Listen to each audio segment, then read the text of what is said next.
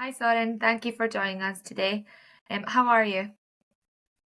I'm well, thank you. Thanks for having me today, Sarah. Thanks for joining us.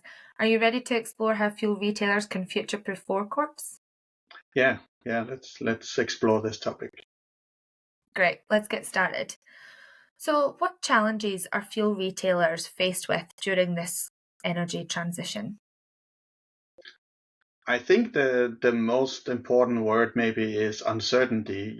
They are looking at the assets they have and trying to make decisions of do they maintain what they have? Can they postpone investments? Will they be able to make that money back and so on? So I think it's really uncertainty because it's a changing world and environment. Yeah, of course, and understandable as well, because I think a lot of people are in that position.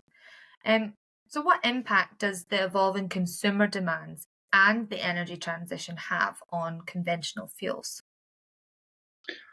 So of course we expect a change in the car park, so the mix of cars between today predominantly internal combustion engine vehicles will change for private vehicles to a lot more electrical vehicles. So of course that means demand for conventional fuels like petrol and diesel will go down over time. So defining the new retail offer for a fuel retailer is what they are all working on and trying to figure out and the timing of it. Yeah, of course. But is it still fair to say that conventional fuels are still important on the forecourt? For now, for sure it is because changing the car park takes a long time because we all have cars ourselves and we don't go and change the car every month because it's a big capital investment. So we know it takes typically between 6, 8 to 12 years, depending on the country, for cars to be replaced. So that there's a long tail of this change of the car park. So the mix between them will take a while. So while this is happening, we need to have EV chargers for all the new cars, but we also need to keep some fuel dispensers for all the cars that remain. So getting that balance right is going to be tricky for fuel retailers and for many other actors, including us. How do we, maintain both strands in this transition? So, how long can fuel retailers expect to see conventional fueled cars on the road?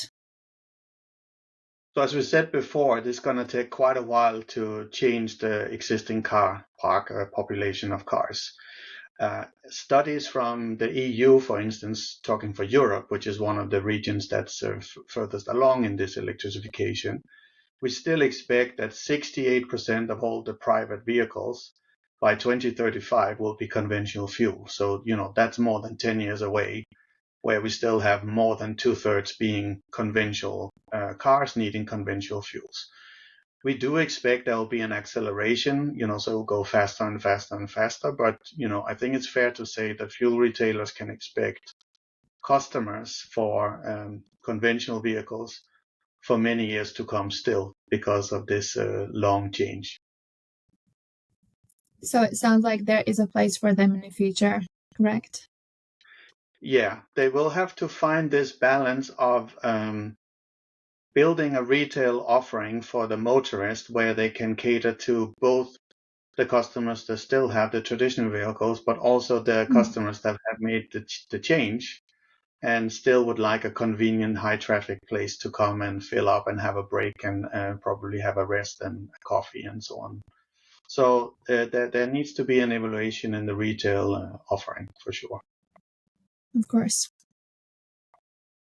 And so, does it make sense for fuel retailers to continue investing in conventional fuel dispensers and equipment? And why? I know we touched on that briefly, but if you could just go into a bit more detail. So because we expect to see conventional cars coming onto the forecourt for many years to come, the most fuel retailers will be in a position where they probably will have to replace the existing equipment at least once before it will significantly reduce in the car park. So if they don't, it will continue to be older and older. It will break down more. So that will mean that it will cost more in maintenance and you will not give a good experience to the motorist if there's a lot of breakdown and reduced capacity. So they will have to find a balance between investing to replace existing equipment and maintaining what they think they can keep going for quite a while. But realistically, the cost of maintaining and the trouble of getting spare parts and so on, if we're talking 10, 15, 20 years, it's going to be difficult. So they probably have to at least invest in some replacement of dispensing equipment. I would imagine that some will reduce maybe the capacity to sort of think ahead, but some investments will have to be made, I'm sure. So it's safe to say that the reason fuel retailers should consider to invest in additional conventional fuels is we don't want the breakdowns on the forecourt that could lead to bad reputation or potential closing of a service station before they even have the opportunity to diversify their offering. Yeah, many locations will still have a future with this new mix of cars because they ultimately have a good position with traffic for not only fuel but for convenience retailing, maybe food on the go and so forth.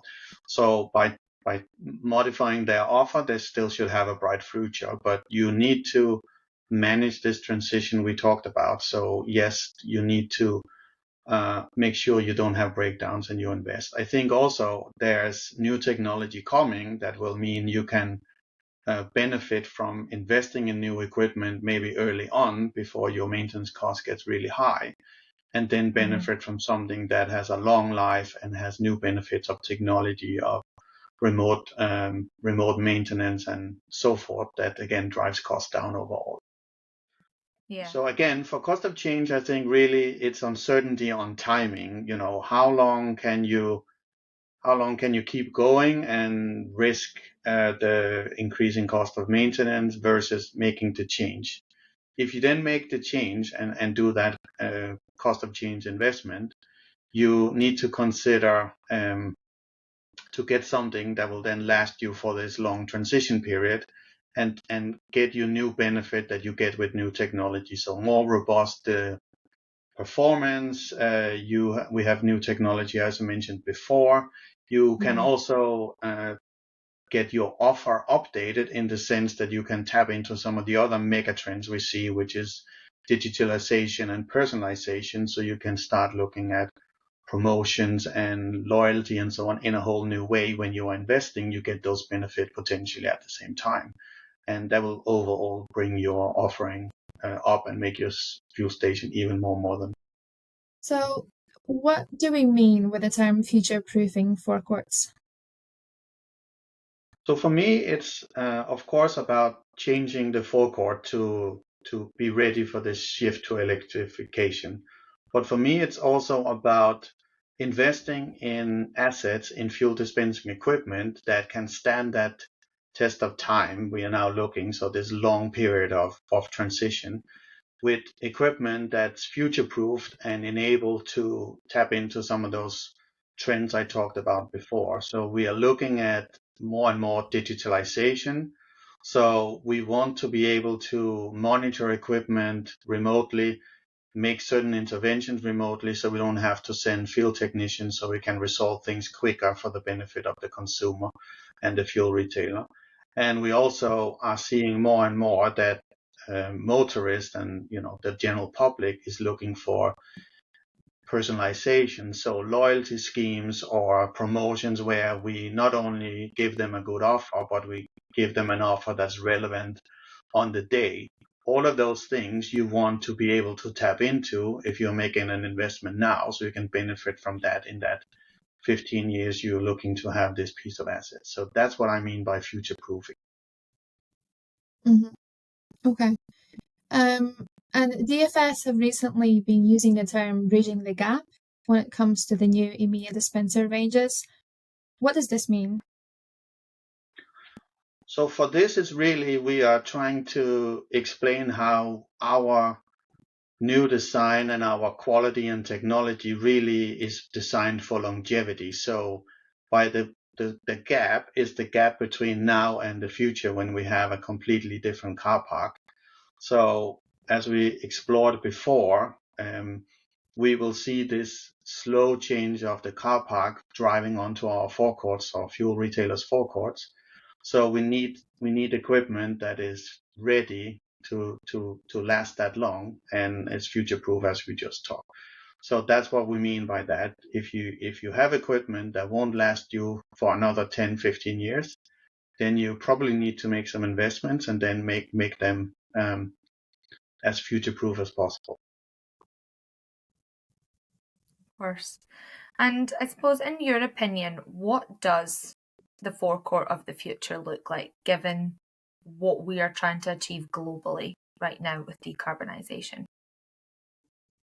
Yeah, there's no doubt that we will have to change and have a more sustainable energy mix. So we will have to have service stations that's multi-energy hubs. So we will see a number of different energies on offer. So for private cars, we will for sure see more electrification. We will see for a while some conventional fuel. And then if you have a location where you also have medium and heavy duty traffic, you're likely to see some of these new green energies that's emerging based on gas. So we talk CNG, LNG, hydrogen, and so on. So multi-energy for one. And then I think we will also continue to see the convenience element. So people come there not only for fuel, but to take a rest, have a coffee, have a meal, have a quick refresh. So more and more that convenience retailing we will continue to see as well. That's a big trend that came out of COVID, where we all now are shopping more local than we go to big supermarkets 2 hours away and so forth. So there's a change there in habits. And finally, I think we will see response to that mega trend I talked about, personalization. You will see more and more that things are going to be catered to you. Most likely even that, when you drive up to the forecourt, whatever vehicle you have, we will know you're there. We'll be able to cater our offering to you. That's what I see in the future. Yeah. Sounds like a lot of change, and definitely gives people fuel for thought, that's for sure.